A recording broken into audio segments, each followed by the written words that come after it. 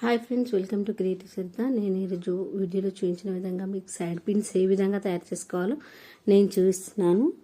ఏంటంటే మార్కెట్లో అన్నీ దొరుకుతాయి అని అనుకుంటున్నాము. ఓకే, అన్నీ మార్కెట్లో దొరుకుతాయండి. కాకపోతే మనం సెల్ఫ్గా తయారు చేసుకునేది మన సాటిస్ఫాక్షన్ అనేది అది వేరేగా ఉంటుంది. జస్ట్ మనకి చాలా సింపుల్గా మనం మేడ్ చేసుకున్న దాంట్లో హ్యాపీనెస్ వేరే ఉంటుందండి. నేనైతే సాటిన్ రిబ్బన్ తీసుకున్నాను. సాటిన్ రిబ్బన్స్ చాలా రకాలుగా దొరుకుతాయి. నేను రెడ్ కలర్ సాటిన్ రిబ్బన్ తీసుకున్నాను. ఆ సాటిన్ రిబ్బన్తో నేను ఫ్లవర్ మేక్ చేయడం జరుగుతుంది. పెద్ద నెడిల్ తీసుకొని దానికి ఏ విధంగా చేయాలో నేను చూపిస్తున్నాను. వీడియోలో చూపించిన విధంగా ఫాలో అవ్వండి.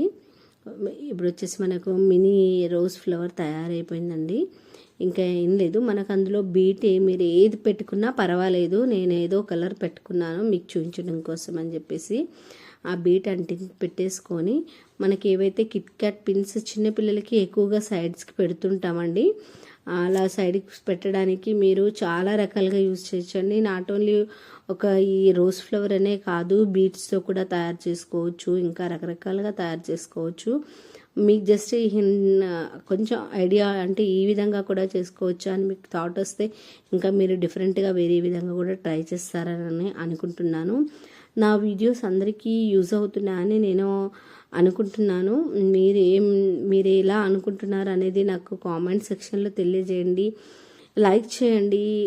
మీ లైక్ కోసం ఏమనండి, మేము చాలా ఇబ్బంది పడేది ఇలా మేక్ చేయడం ఎంత కష్టంగా ఉంటుందనేది, ఒక వీడియో మేక్ చేయాలంటే ఎంత కష్టంగా ఉంటుందనేది చేసేవారికి అర్థమవుతుందండి. లైక్ చేయండి, షేర్ చేయండి, సబ్స్క్రైబ్ చేసుకోండి.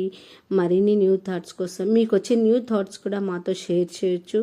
మేము ఇంకా కొన్ని నేర్చుకోవడానికైనా రెడీగా ఉంటానండి. ఈ వీడియో నచ్చినట్లయితే లైక్ చేసి సబ్స్క్రైబ్ చేసి షేర్ చేయండి.